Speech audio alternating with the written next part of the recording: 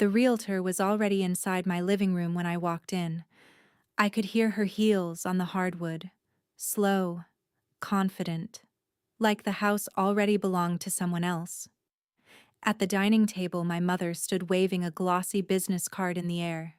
She didn't look embarrassed. She looked efficient. "We're listing it next week," she said, smiling at my sister. "It's time to sell the house for the wedding." No one corrected her. The agent was opening cabinets, measuring windows, taking notes. My property portfolio file sat exactly where I had left it that morning, closed, untouched. I didn't raise my voice. I didn't argue. I just watched. Have you ever had someone make a decision about your life as if you were a guest in it? The sound of my own front door clicking shut behind me felt louder than anything else in the room. And that was the moment I understood something. This wasn't a misunderstanding. It was a pattern. Dinner had started like every other Sunday. My mother cooked too much. My sister talked about flower arrangements and guest lists. My father stayed quiet, nodding at whatever direction the conversation drifted.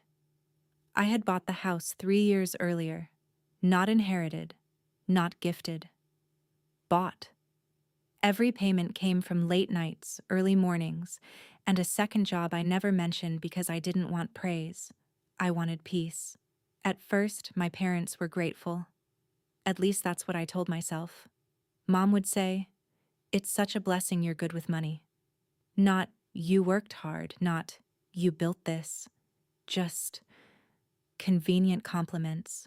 When my sister got engaged, the energy shifted, subtle at first. Mom started saying things like, "Weddings are investments in family," or, "You're already settled. Your sister deserves her moment."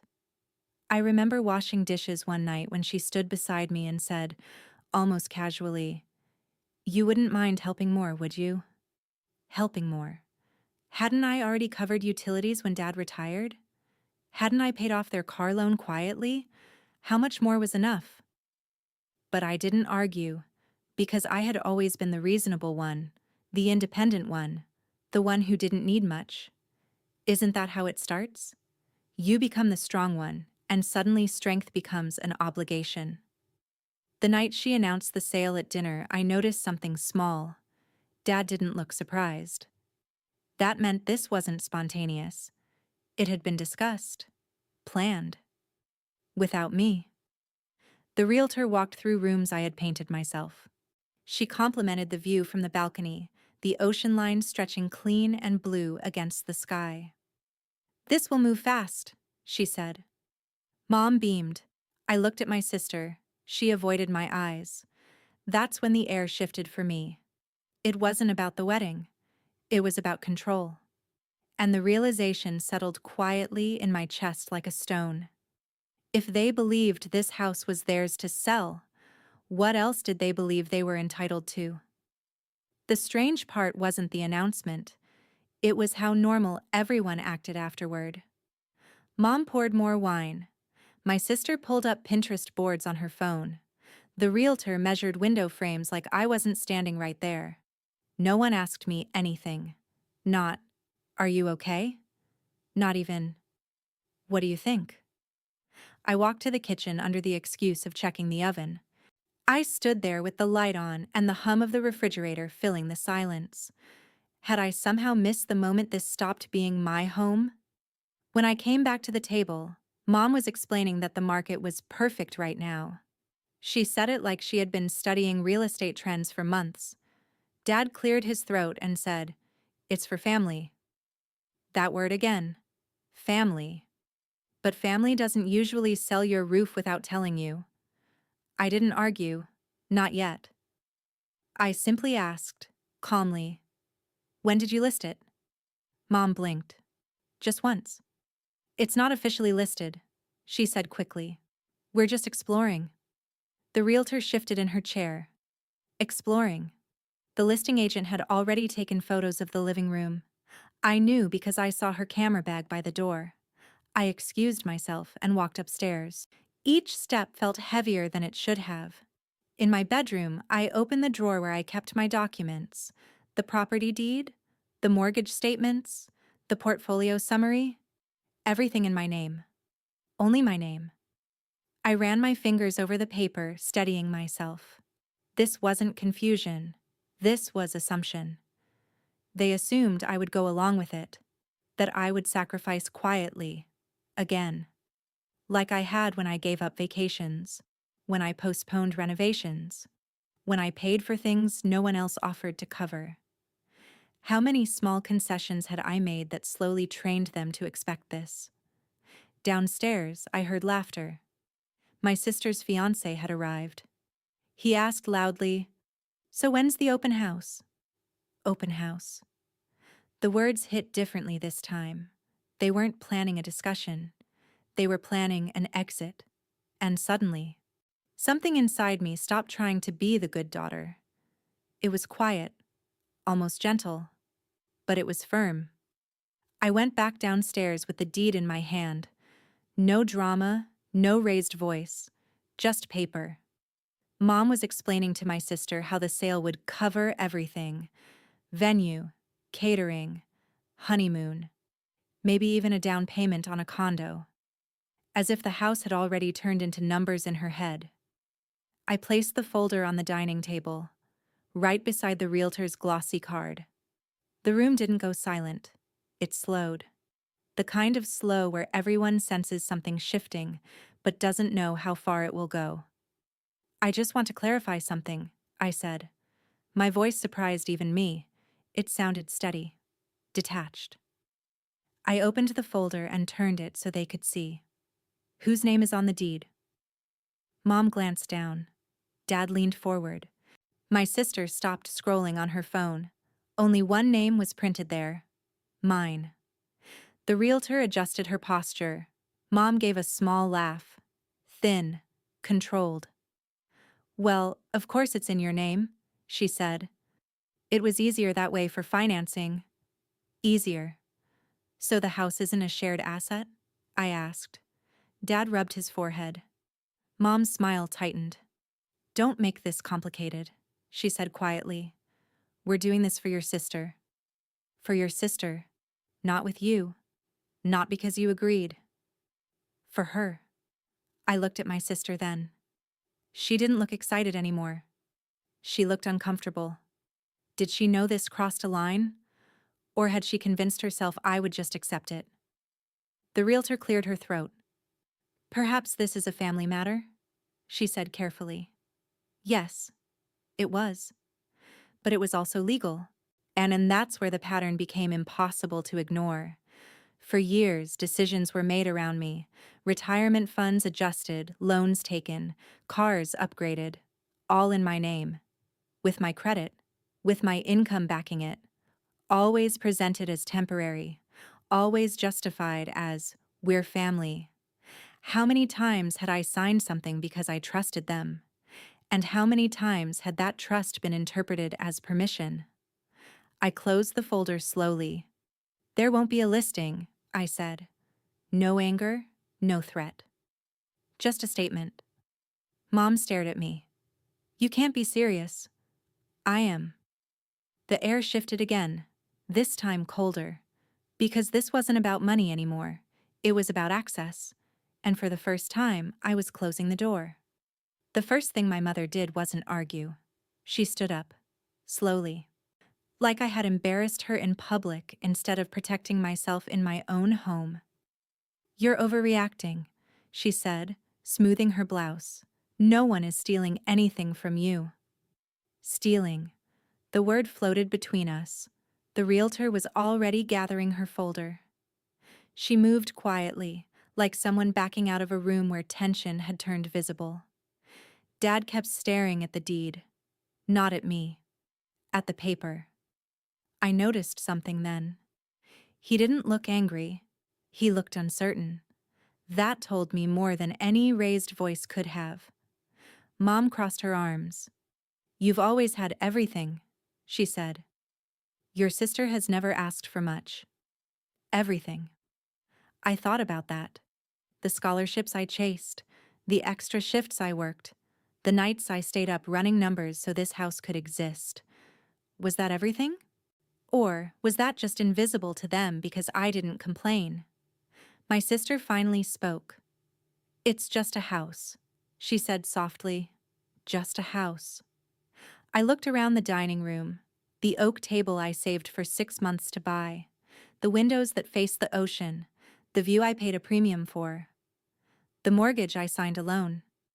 "Then it shouldn't be a problem if it stays mine," I replied. That's when the temperature in the room truly dropped. Mom's composure cracked. "You would really put property over your own sister's wedding?" The framing was precise: property versus family. As if those were the only two options. As if I hadn't already given enough. I didn't defend myself. Instead, I asked something simple. "Did you ever plan to tell me before listing it?" Silence. That silence told me everything. This wasn't a proposal, and it was a decision. Made without me. Dad finally cleared his throat. "We assumed you'd understand," he said. Assumed. There it was again. The pattern. Assume I'll sacrifice. Assume I won't object. Assume I'll absorb the loss quietly. Have you ever noticed how people confuse your generosity with obligation? I closed the folder and slid it back toward myself. "There will be no listing," I repeated. Mom's voice sharpened. "You're being selfish." Selfish. The word landed heavier than the others, because that was always the unspoken threat. If I didn't give, I became the villain. If I protected myself, I was difficult.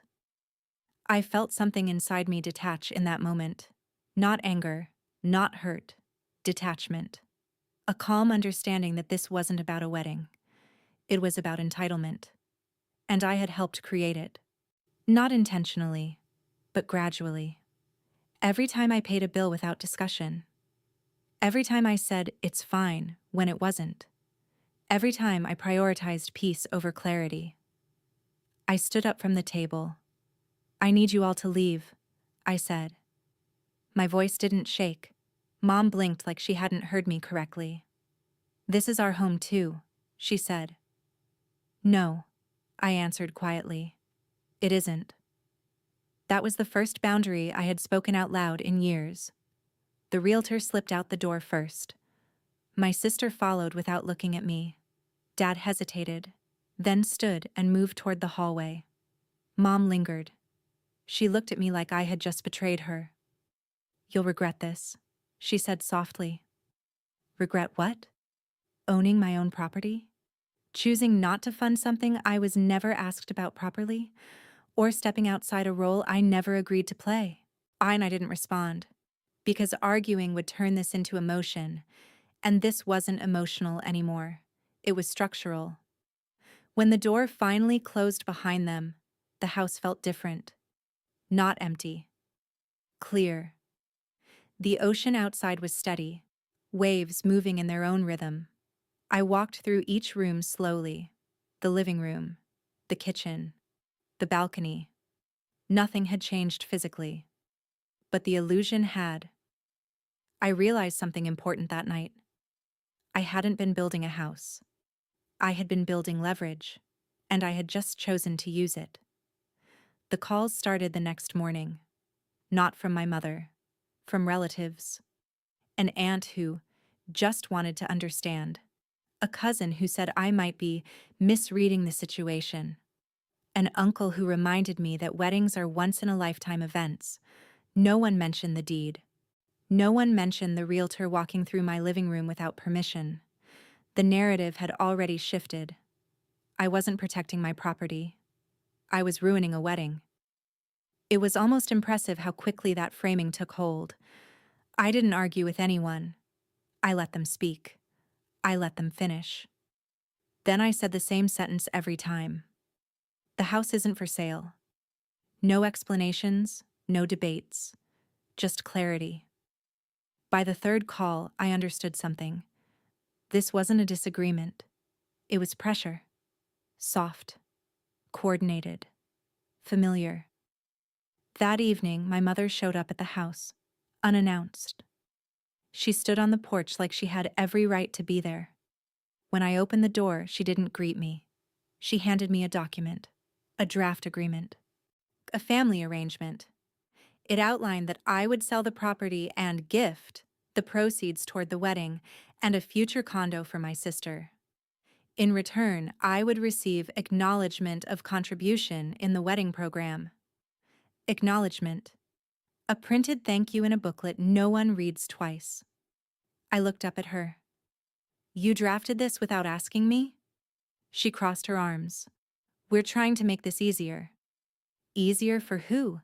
Have you ever noticed how control often hides behind the word easier? I scanned the document again. There was no legal protection for me, no structured repayment, no timeline, just expectation. I folded it in half. I'm not signing anything. Her face hardened. You think money makes you powerful? That question lingered in the air. No. Money didn't make me powerful. Ownership did. Documentation did. Boundaries did. You're choosing a house over your sister, she said again, as if repeating it would make it true. I'm choosing myself, I answered quietly. That was the boundary crossing moment. Not the realtor. Not the dinner announcement. This. A formal attempt to convert my assets into someone else's entitlement. She stepped closer. You'll be alone if you keep acting like this. There it was. The final card. Isolation. Family withdrawal as punishment. I didn't flinch, because something had already shifted inside me. If belonging required surrender, was it ever belonging at all? I'd rather be alone than owned, I said. It wasn't dramatic. It was factual.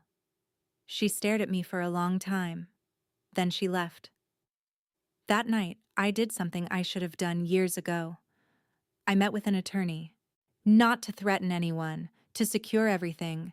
We reviewed the title, the insurance, the access records. I changed the locks the next morning, not out of anger, out of clarity. I also sent a formal notice through legal counsel stating that any unauthorized attempt to list or market the property would result in immediate legal action. 3 law firms were copied on the letter. Professional, precise, no emotion. By afternoon, my mother's realtor license board had been contacted, not by me directly, but by my attorney documenting the unauthorized entry and marketing attempt. Consequences move quietly. They don't need shouting. The pressure stopped after that. No more calls from relatives, no more surprise visits, just silence. And for the first time, it didn't feel threatening. It felt clean. I stood on the balcony that evening, watching the horizon darken. The house was still mine, but more importantly, so was my voice. The silence lasted longer than I expected. At first, I thought it was strategic. Maybe they were regrouping. Maybe another document would appear, another family solution. But nothing came. No calls, no texts, no surprise knocks at the door. Just absence. For years, I had believed silence from my family meant tension. Now it felt like space. Do you ever realize how loud certain relationships are only after they go quiet? I kept going to work, paying bills, maintaining the house. Life didn't collapse because I said no. It stabilized. That was new. 2 weeks later, I received a formal letter from the state licensing board. It wasn't dramatic. It didn't accuse. It simply acknowledged receipt of a complaint regarding an unauthorized property showing. The investigation was procedural. The realtor involved submitted a written statement. She claimed she had been told by the homeowner's mother that she had authority to begin listing discussions. Authority. That word, again. My attorney forwarded my documentation, the deed, proof of sole ownership, time-stamped security footage showing entry without my consent. No commentary, just facts. The board requested clarification from the realtor regarding due diligence. Due diligence. A simple step that had been skipped because of assumption. Within days, the realtor called my attorney directly. She sounded shaken. Not angry. Shaken. She claimed she had trusted my mother's representation. Trust. And another word that shifts depending on who's holding it. My attorney remained calm. He explained that trust does not replace verification. The investigation didn't end a career overnight. It paused it. Her license was temporarily suspended pending review. That's how consequences actually move. Slow. Paper-based. Unemotional. Meanwhile, my mother sent a single message. You went too far. I read it 3 times. Too far. Was protecting my own property too far? Or was expecting unquestioned access too far? I didn't respond. There was nothing left to clarify. A month passed, then 2. My sister downsized her wedding. Smaller venue, fewer guests. I heard through extended family that the market was unstable anyway. That selling wasn't ideal timing. Narratives adjust when facts don't cooperate. I didn't correct anyone. I didn't expose anything publicly. There was no social media post, no announcement. Have you ever noticed that real power rarely announces itself? One evening, my father called. Not my mother. Him. His voice was careful. We didn't expect you to react like this, he said. React. As if I had exploded. I didn't react, I replied. I responded. There was a long pause. He sighed. You've always been independent. The way he said it, independence sounded like distance. Maybe it always had. We talked for a few minutes about neutral things, work, health, the weather near the coast. He didn't apologize, but he didn't defend what happened either. That was the closest we'd ever come to acknowledgement. After we hung up, I sat in the living room with the lights off. The house felt steady, not triumphant, not victorious, just steady. For the first time, I wasn't trying to earn my place here. I owned it, literally and emotionally, and that ownership didn't need validation. The wedding came and went. I attended. Not to prove anything, not to reclaim space, just to be present on my own terms. The venue was smaller than originally planned, elegant but modest. My sister looked beautiful, nervous, younger than I remembered. When I walked in, conversations paused for half a second, then resumed. Not hostile, not warm, just cautious. My mother stood near the entrance greeting guests. When she saw me, her smile didn't disappear. But it changed. It wasn't triumphant anymore. It was measured. You came, she said. Yes, I answered. No tension, no edge, just fact. We didn't discuss the house. We didn't discuss the investigation. When we didn't mention the letters or the legal filings, because those things had already done their work. Systems had spoken where emotions failed. During dinner, my sister leaned toward me. I didn't ask them to sell it like that, she said quietly. I believed her. Not because she was innocent, but because entitlement often grows in silence, not in strategy. I know, I replied, and I did. The truth is, none of this was really about her wedding. It was about assumptions, access, ownership mistaken for obligation. After the first dance, my father found me near the bar. He didn't look at me right away. You handled things firmly, he said. Firmly. That was the closest word he could offer to fairness.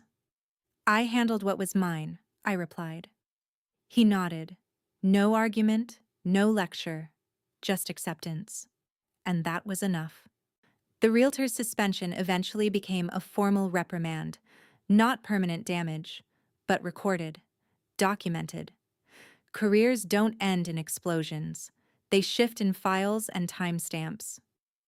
My mother stopped bringing up the house entirely, not because she forgot, but because she understood. Boundaries, once enforced, don't need repeating. Weeks later, she sent me a short message. We miscalculated. That was it. No apology, no blame, just acknowledgement. And strangely, that felt more honest than anything else. I stood on my balcony one evening, watching the sun lower into the water. The house felt the same, but I didn't. I wasn't carrying the weight of being the reasonable daughter anymore. I wasn't trying to prove generosity. I wasn't funding peace at my own expense. I had chosen clarity over comfort. Have you ever realized that sometimes the most powerful move isn't fighting back, but standing still?